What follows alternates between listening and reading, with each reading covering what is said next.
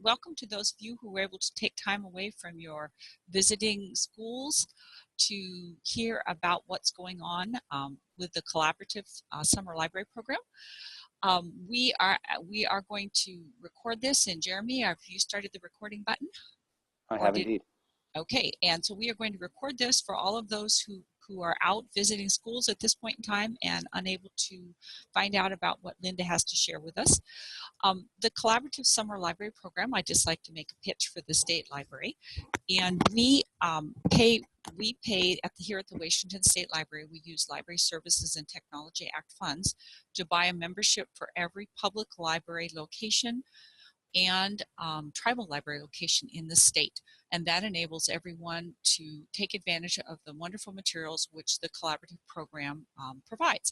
I'm also going to make a pitch for participating as part of some of the multiple committees that happen at the collaborative.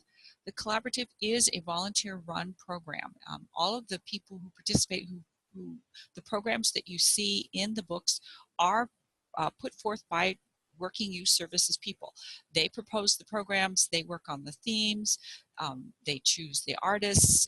You know, we work with Upstart to get the those things. So we really hope that you appreciate that and are willing to support the collaborative by participating in it. And so when I send something out about the participating on some of the committees, I hope you will say yes. So welcome, Susan. And I think now the collaborative met in Denver. I guess it was back in April. And Linda Conroy, who is from the Timberland Regional Library, Linda is the youth services person at the Centralia Timberland Library. And she is going to share about the new partnership opportunities that the collaborative has arranged for us this year. So welcome, Linda, and I will turn the mic over to you. Terrific. Thanks, Carolyn. Good morning, and I'd also like to welcome all of you to our webinar. As Carolyn said, my name is Linda Conroy, and I have been privileged to be one of your Washington State representatives to the Collaborative's Summer Library Program annual meetings for the past 3 years. It's been really informative and a lot of fun, and I'm looking forward to contributing to the manual again this upcoming year. At the meeting last month, and I have to say, Carolyn, April seems like a long time ago, but it yes, really was just last month. I know. I agree. Yeah, an announcement was made about several partnerships that have been formed. And let me go ahead and let you take a look. Oh, Jeremy, why is my slide? Oh, wait, I know why. Here's my slide moving. All right, get those kinks out of the system here. I am at the Centralia Timberland Library, as Carolyn said, and I wanted to point out my contact information there because if you do have any questions about any of the stuff that I go over today after the webinar, I want you to feel free to contact me about that. But back to the meeting. There was an announcement made about several partnerships that have been formed, and today I'm going to be talking to you about them, about what you can expect them to help you with as you plan programs at your library. And just a housekeeping note, besides feeling free to contact me after our webinar, this afternoon, Jeremy will be sending out the archived webinar, and that will also have a link to a document that is a handout that will include all of the URLs that I'm going to reference in the presentation. So if you don't have a chance to make a note of some of the websites that I'm going to be showing you, don't worry about that because you'll be able to access them through the handout link this afternoon. And just one other thing, I'm hopeful that people can use the chat button to ask questions. For some reason, my chat has not been enabled. Has someone, Jeremy, have we disabled the chat? Mine's not working. But no, everyone should have access to the chat right now. The chat is not working. Anyway, while Jeremy works on that, I just wanted to say at the very end, we're going to throw up our federal funders are now requiring us to take a brief survey. This is a 30-second survey, and so we'd really appreciate that everybody who's participating live does this survey, which will be at the very end. So, okay, and I am going to be monitoring chat. So if you do have a question, and could people just type in where they're from? And then we can see whether or not chat is actually working for everyone. So everybody try typing in what library system you are with. Or so if you could just do that for me, we could see if chat is working. And then just one other quick housekeeping note. I've been hearing a lot of background noise. So if you're not actively speaking, if you would hit the mute on your little microphone, that will help everybody else to have a clear audio. Yes, I actually, I apologize. There's a setting to automatically mute people. I just turned that on and I went through and muted everyone else's mics. So okay. We should be good to go. Apologies. Oh, no worries, Jeremy. Thanks. All right. So as you saw in the information leading up to the webinar that Carolyn sent out, our new partners are the National Network of Libraries of Medicine, PBS's Inquire Within, and StarNet. So these partners have agreed to provide materials starting with summer 2019 and our Universe of Stories theme, but there are things that can be used right now as well. So I'm going to go ahead and dive right in to the National Network of Libraries of Medicine, or NNLM. Okay, so I'm going to be using the acronym, but I'm going to be trying to enunciate it so I don't run all of the letters together. So NNLM is made up of 7 regions, and each one of them has a regional library of medicine that serves multiple states. And it will be no surprise to you that we are in the Pacific Northwest region, which includes Alaska, Idaho, Montana, Oregon, and the glorious state of Washington. The University of Washington's Health Services Library is our regional office for the Pacific Northwest region. It is free to become a member of the network, and NNLM is actively looking for public libraries to join. Some libraries are already members, and I checked on the website, and a big round of applause to Everett Public Library, Kitsap Regional Libraries, Pierce County Library System, Seattle Public Library, Snow Isle Libraries, Spokane Public Library, Timberland Regional Libraries, and Washington State Library, who are already members. And it's possible I may have missed your library in the long list, so apologies if I did. But it's also possible that your library is not yet a member. Regardless of what your library does as far as membership goes, you can register as an individual member. So why is it that NNLM is so keen to have public libraries join? Well, it's because their mission is all about disseminating accurate health information to the public. After all, most people are probably going to check with Dr. Google or their family and friends first, and if they don't go with their need, they might head to their public library. But really, trekking on up to UW's medical library isn't even on their radar. So NNLM wants to make sure that public libraries and librarians are well equipped to handle health questions. So how are they making sure that we're giving out quality health information? Well, one way they're doing this is by funding Medline Plus, which is, as we know, a terrific resource. And they're also partnering with the American Library Association to offer free health literacy toolkits. These kits include key messages, program ideas, and downloadable marketing materials like these graphics that you see on the right, graphic posters, bookmark templates, and also social media graphics that help patrons get accurate health information. And to access these literacy toolkits, you just head on over to ALA and enter your email address, and I do have a link for that on the handout that's going to be sent out through a link on the archived webinar today. NNLM also offers a lot of free training. In fact, you can earn a Consumer Health Information Specialization Certificate by completing a number of courses. The Level 1 certificate takes 12 classes, and excuse me, an additional 12 classes earns a Level 2 certification. But you don't have to be working toward a certificate to take advantage of the training, and they do have over 100 online classes available. You will need to have a personal account, regardless if your library system is a member or not, to take the online training. And of course, the big news for us is that their outreach now includes working with CSLP and public libraries summer programs around the nation. So again, excuse me. In fact, just give me just a moment. Oops.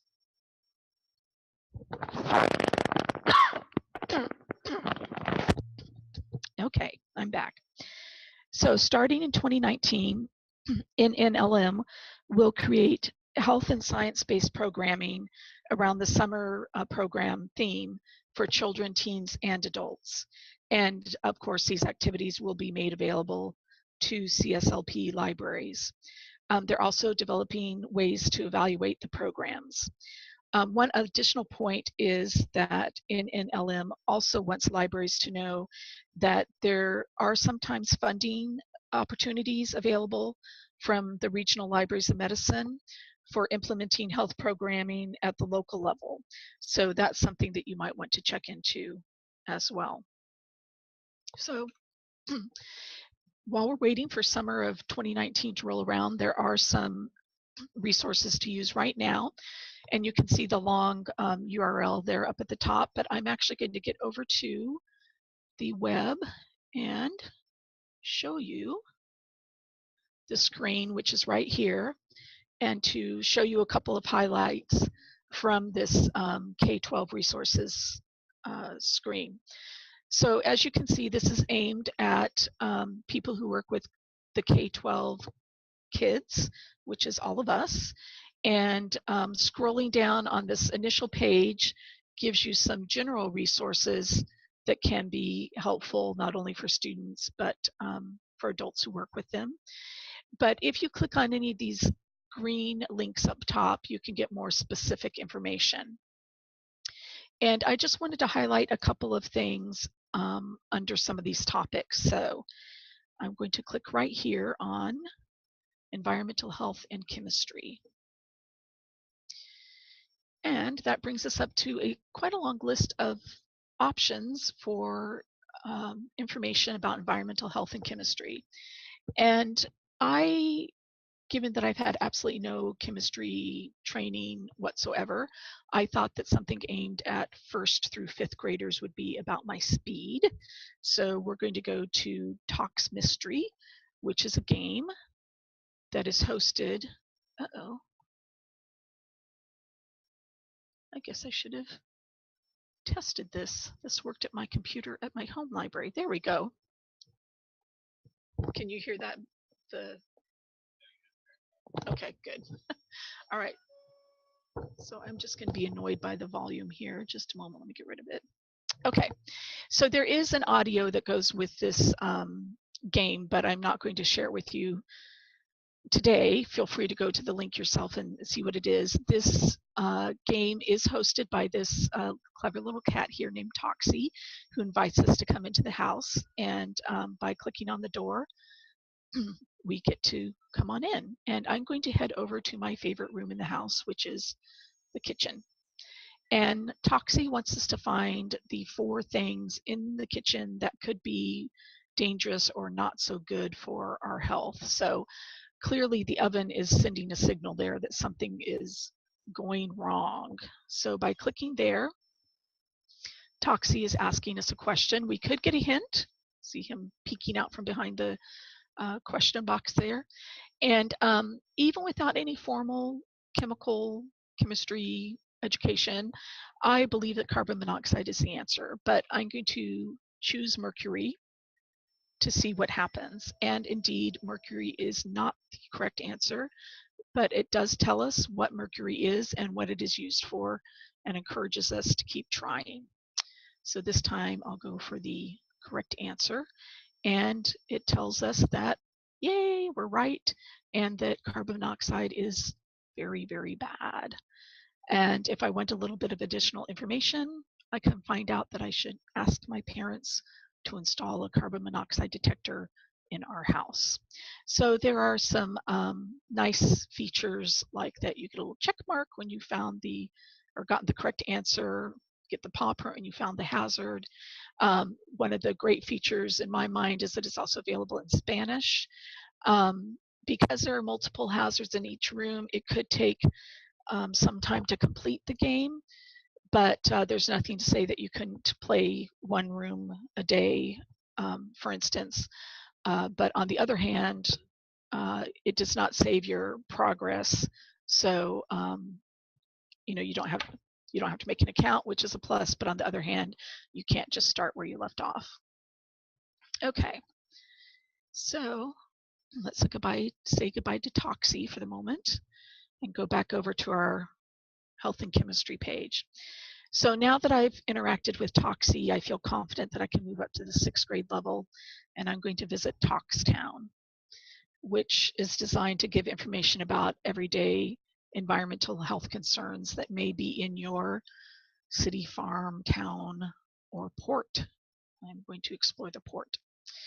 And the graphical interface here isn't quite as exciting. There are some things going on, like at the container ship, there are some containers being loaded and unloaded. There's a storm going on over there. But the reason that I say it isn't as exciting is that that's really all that happens. We can click on the area of the port that we're interested in learning about, like the beach, or we could click down here, and it does bring up links to information. And it's not necessarily just the hazards that you would think of, like oil spills, but also things like drowning or too much sun exposure. But if I decide to see what happens on a cruise ship, we do find out that you can get norovirus, so be very careful. But the only thing that changes in the interface here is the pane over here. So maybe not quite so thrilling as a game, but it certainly does give quite a bit of information. Most of these are links to either Medline Plus or to other governmental entities. So the information is authoritative, but perhaps not super thrilling, but good information nonetheless.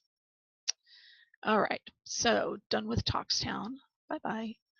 But one thing that I did find pretty exciting is just below Toxtown, and I don't really see how you would use this in a program, but maybe if you're a chemistry geek and just like to play games of chemistry in your time while waiting at the doctor's office, this could be just the thing for you. Tox Invaders is a game that's available for your iPhone or iPad, and you spend time trying to shoot down the bad chemicals and trying to collect the good chemicals. And you can move between the levels by passing the quizzes. And there also is a detailed tutorial, which would be very good news for somebody like me who, well, just got my education from Tox Mystery and Toxtown. So that could be something great to recommend to patrons who are particularly interested in chemistry, especially if they want to do some review. All right, so, something else that's exciting.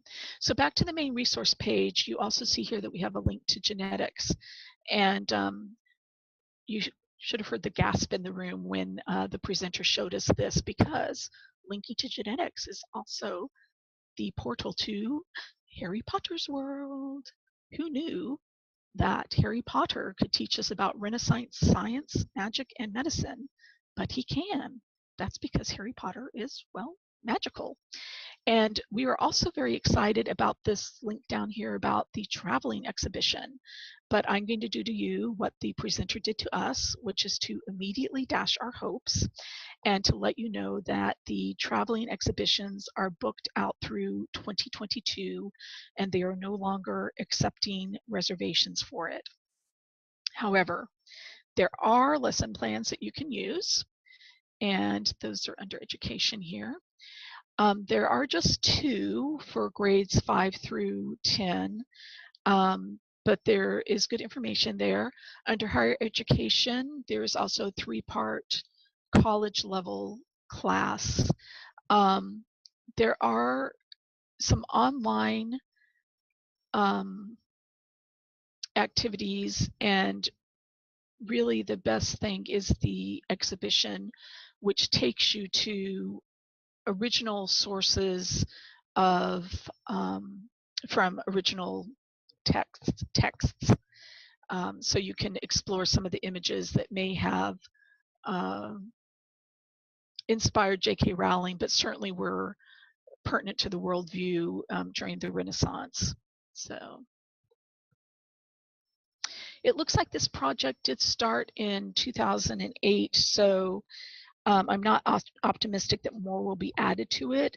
I sure wish there would be more, especially in the 4th through 6th grade range, but you know, it's kind of hard to complain about science-based materials about Harry Potter. I mean, Harry Potter, really, what more do you need to say about it? All right, let's get back to the slides. So, nope, that's not the right one. Here we go. All righty. So our next partnership is with Inquire Within, and this started with the PBS television station WQED in Pittsburgh. They decided to partner with their local public libraries, and Liz Constantinou was the person that spearheaded that effort. And Liz came to speak with us at the meeting to let us know that she is interested in being the liaison for us if we are interested in trying to set up a partnership between our PBS affiliate and our public libraries. So she asked us to contact her if we would like to do that, and you see her contact information there. But for those of us who are not going to be trying to do that immediately, there is also some stuff for us to take advantage of. So for all of the CSLP libraries, the Inquire Within people took it upon themselves to match, or to actually to go through the thousands of PBS resources that are out there and to pull the ones that work well with this year's theme of Libraries Rock. They then paired them with the subject headings of the manual chapters for this summer. And as this slide implies, they do use the popular figures from the PBS programs like the Wild Kratts, Daniel Tiger, Peg plus Cat, and of course the ever popular Curious George, and many more. So I've been exploring this PBS Mini Manual to prepare for the webinar, and I've been pretty impressed with what's available. The manual is only available online through the CSLP website. So let's head over there right now and see, there we go, how to get to it. So you will need to log in to get to any of the material that's only available to CSLP libraries. So of course, if you don't have your own account, you can make one easily by just registering there. And once you're in, you're going to choose proprietary downloads and then the online manual. And depending on whether or not you've accessed the manual recently, or if you've used it from the computer you are using recently, it will ask you, oops, I think I just messed up my password, to log in again. So give me a second while I concentrate on doing that. And hopefully I did that correctly. Yay, I'm in. Okay, and this takes you to the online manual for the year. There are two ways to get to the PBS information. One is just to use this search box here and type PBS, but I found that I didn't really like doing that because it took me a couple of extra clicks to get to the information that I needed. So I chose instead to just page all the way down to get to the file browser here. And I chose Resources PBS, which then listed the chapters of the manual and then a couple of additional chapters there. So I just randomly chose Science and Music because I'm working on beefing up my science skills here. And it brings up a list of the resources that work with science from PBS Kids.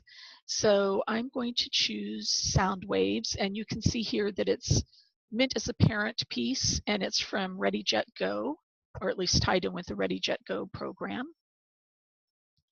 And let's open up that PDF, and here it is. So this is a handout that talks about making sound waves visible as a way to discuss the principle of sound waves with children. It's just over 2 pages long, but it really packs a lot in. It does have a link to a video here that you can watch before you get started. It has questions to ask your child. It has a list of materials and step-by-step pictures, step-by-step instructions along with the pictures, and then some other links there.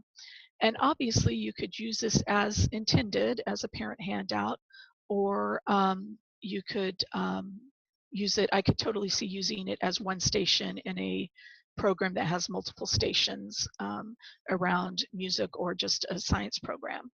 So that's very nicely done. But there is a wide range of materials that's here, a wide range as far as the intended audience and the materials and how much time it takes. So here's an example of one that doesn't take as many materials and would be very easy to implement. This is Draw to the Music. And this is intended for preschoolers, and all it takes is a few art supplies and 2 different types of music. And basically you ask the children to listen to the music and to create art based on how they're feeling while they're listening to it. And while this is for preschoolers, I could see it working for multiple age groups depending on the music selections and the type of art media that you choose to use during the program. So back to the manual, I did want to show you the additional resources, call your attention to that, because they have some additional information about the Inquire Within partnership if you're interested in that. But this is also just kind of like a, I don't know, miscellaneous category where they threw stuff in that doesn't particularly fit anywhere else. And again, they have some nice parent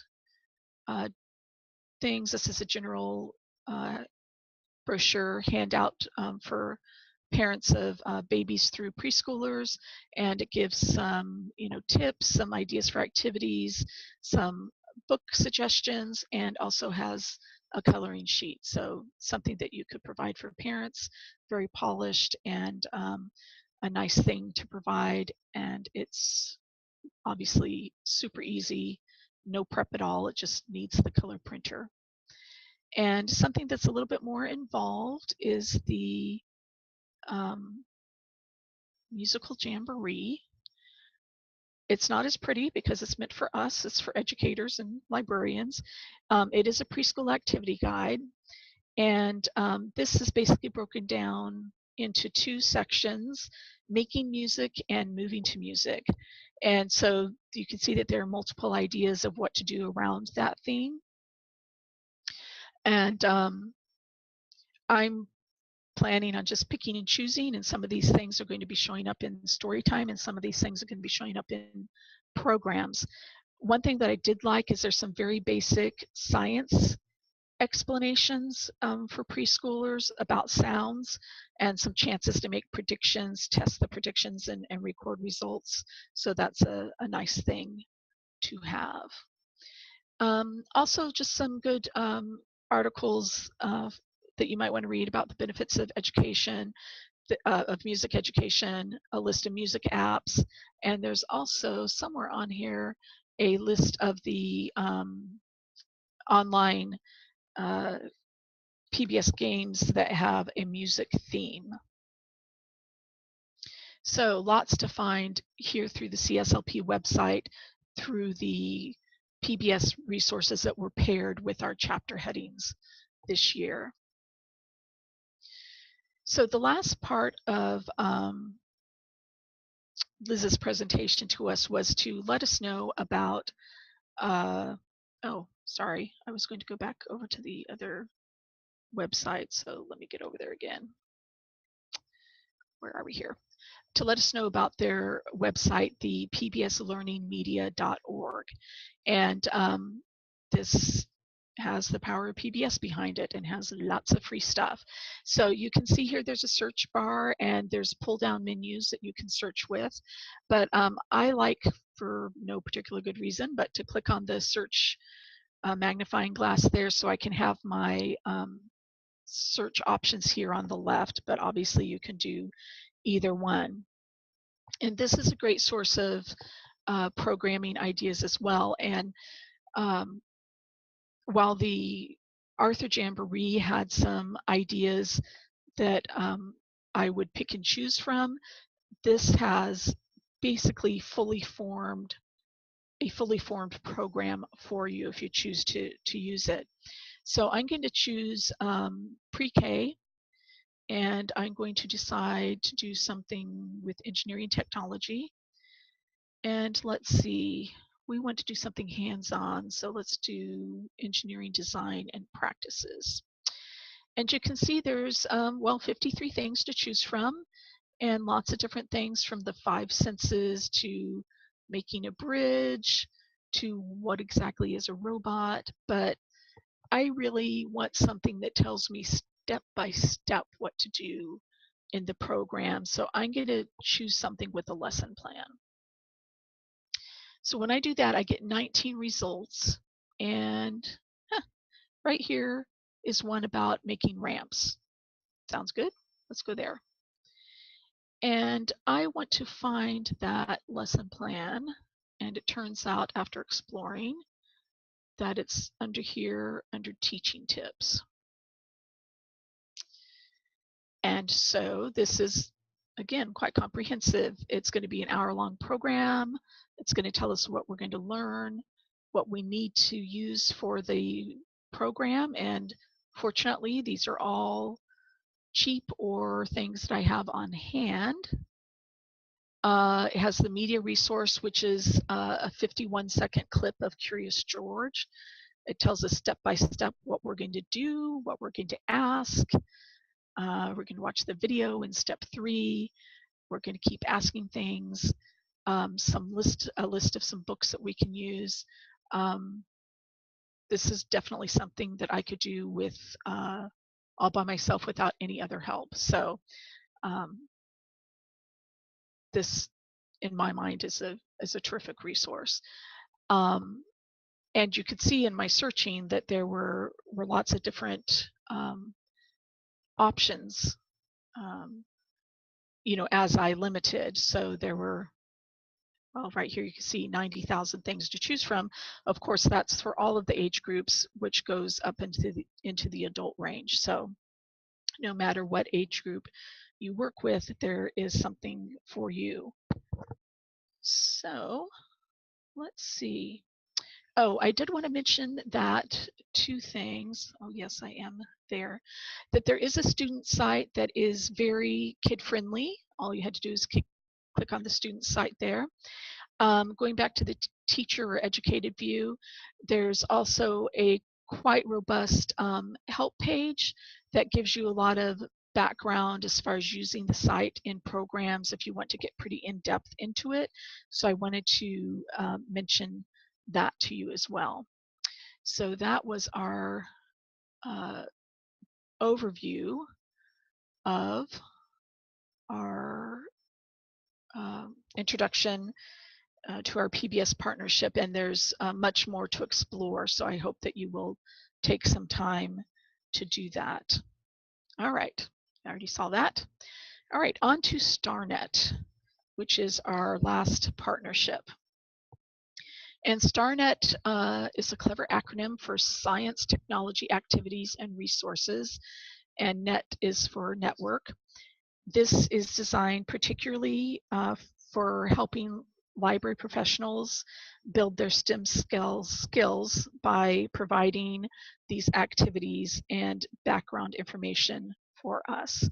StarNet partners with a pretty impressive array of science and library organizations, including NASA, ALA, the Lunar and Planetary Institute, the Pacific Science Center, and the Institute of Museum and Library Services, better known as IMLS, and others. Obviously, StarNet resources are a great fit for our 2019 summer theme of outer space. But again, we're doing STEM programming year round, so this is a gold mine of program ideas. And here's why. It's free, that's always good news. The activities are hands-on, so it's learning experientially.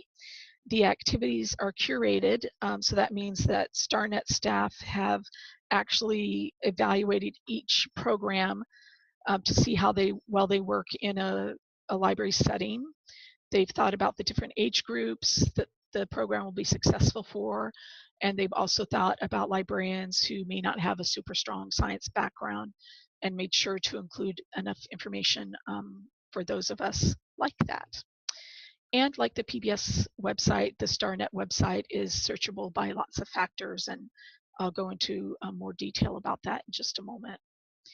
As I mentioned earlier, they've partnered with some very well-respected science institutions, so you know the information you're sharing is accurate. So let's take a look at some of the activities. Alrighty. And their website is clearinghouse.starnetlibraries.org, which is a little bit clunky, but it will be on the handout that is attached to the archived webinar that will be sent out this afternoon. So you can always enter a search term in the web box, or a search term in the search box, but I found if you did that, there was no opportunity to refine your search afterwards. So by poking around, I discovered that if you click on this not super intuitive browse all activities, you find that you're able to sort and limit your searches here. So I mentioned that there are multiple ways of limiting, and for this practice search, I'm going to choose early elementary.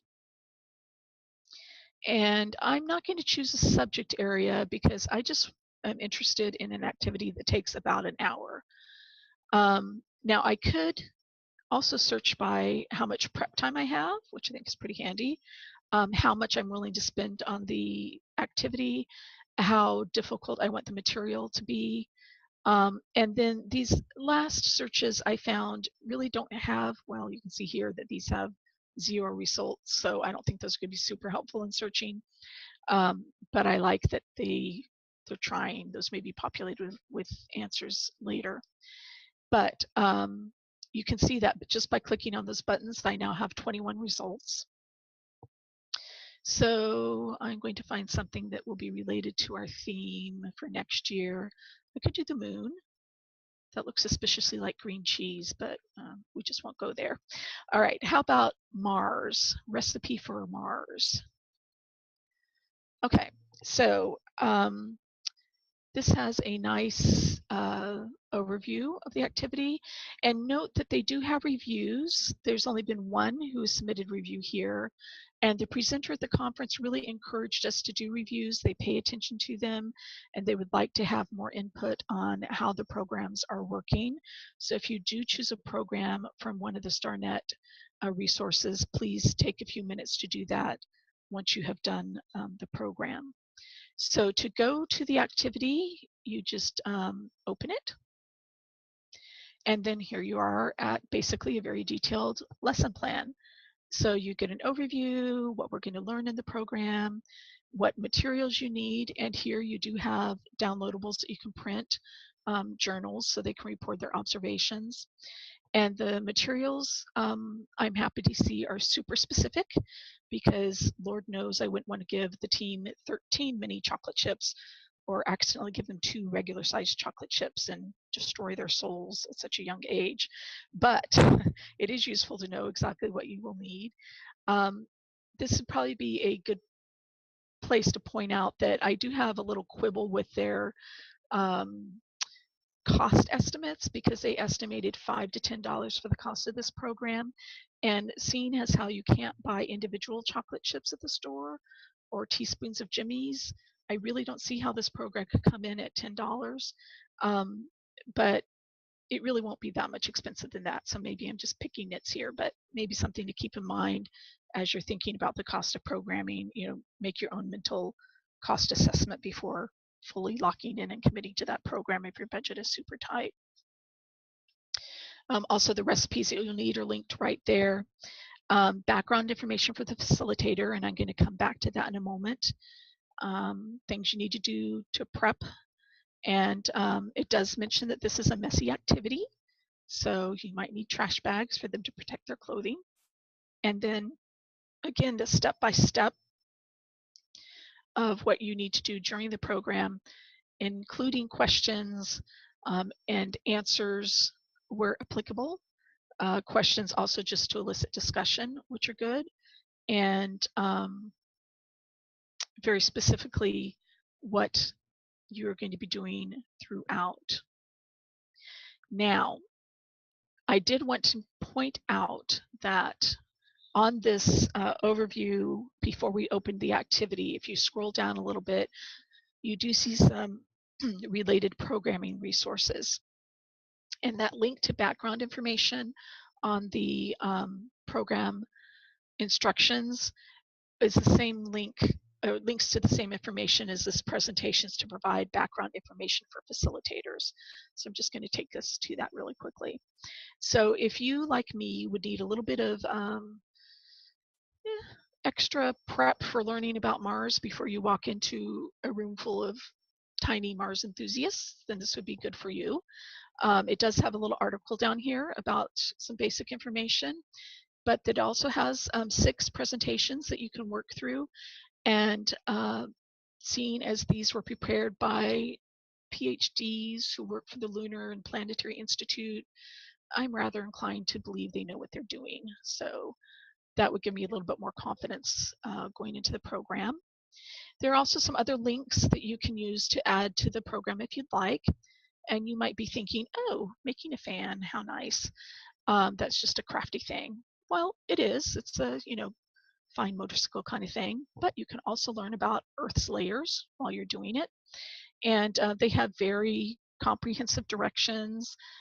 You can link to either the color printable or the black and white if you want to have them color the crust layers themselves or the Earth's layers themselves.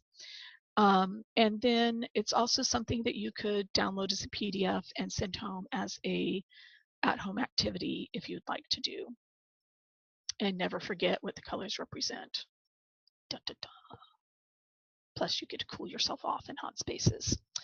And there's also a link to online video about searching for other planets.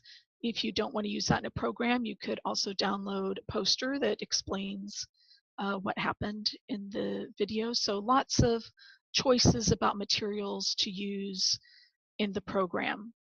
And there's something I wanted to mention that I forgot to, which was here under the background information for facilitators.